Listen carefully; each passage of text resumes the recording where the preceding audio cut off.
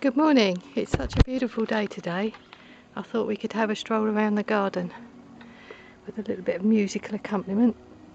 As you can see, the greenhouse is absolutely bursting at the seams. In fact, so much so now that every day I have to lift all my chilli plants out. Otherwise you can't actually get in the door.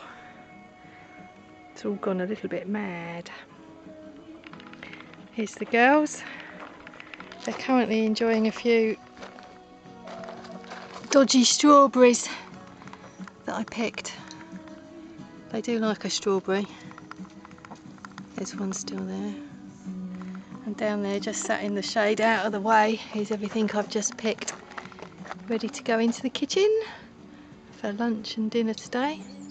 I'm going to make some nice strawberry ice cream. So the rest of the garden, slowly panning round. It's looking, even if I say so myself, rather wonderful. Unfortunately, my coriander's already going to seed because it's just grown so quickly we haven't had time to eat it. All my flowers have been a raging success. I have to think a little bit more carefully about what varieties to plant next year rather than just picking what I like, because some of them haven't got long enough stems for vases. But it's all trial and error. The rhubarb, which has already been picked, has come again. There's a few weeds in there. I need to sort them out this evening when it's not so hot. That is my asparagus bed, but after the asparagus had been and gone, I just planted flowers in it. Hopefully it won't do them any damage, I'm sure it won't. And then on to this summer's project, the cut flower patch, which is just beautiful.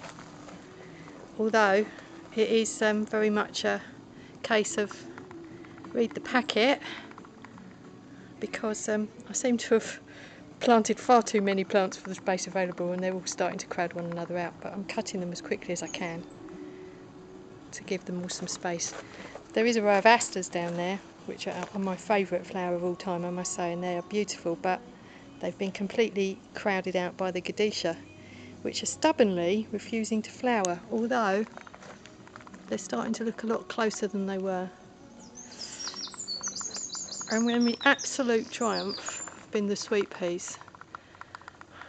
They're just glorious and the smell is amazing, and I just cut them every day and they grow and grow.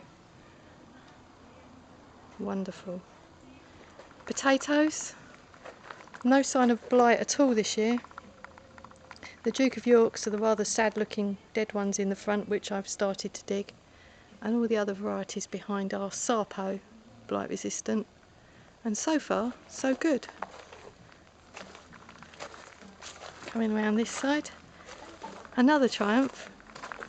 I didn't actually believe it was possible until I read the packet, but these courgettes are trailing up a thing that I made and growing beautifully, and of course the joy of that is that they're not laying on the ground rotting as some of the more traditional ones do.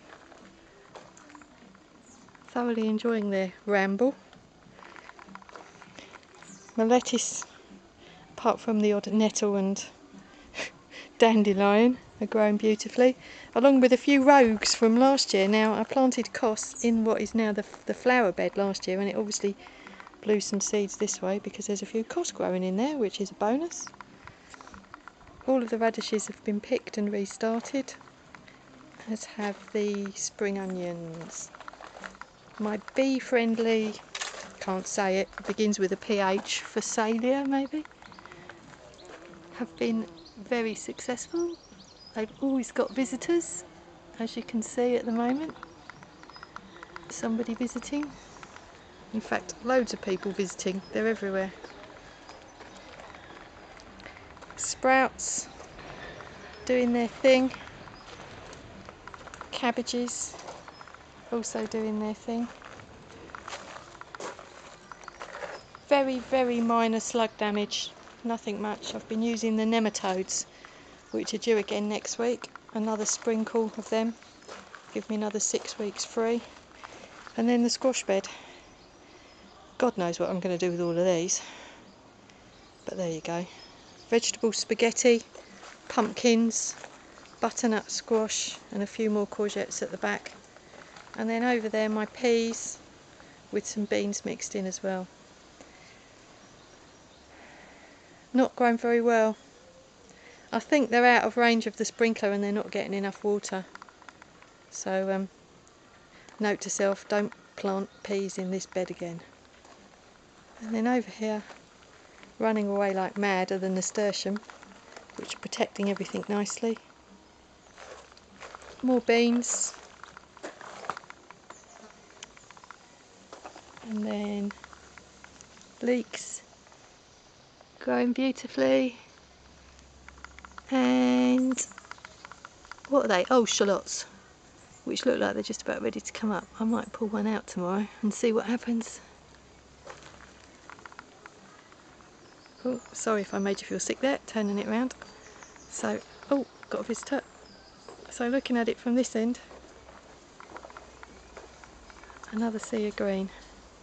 So, that's a quick walk around my vegetable patch. I hope you enjoyed it.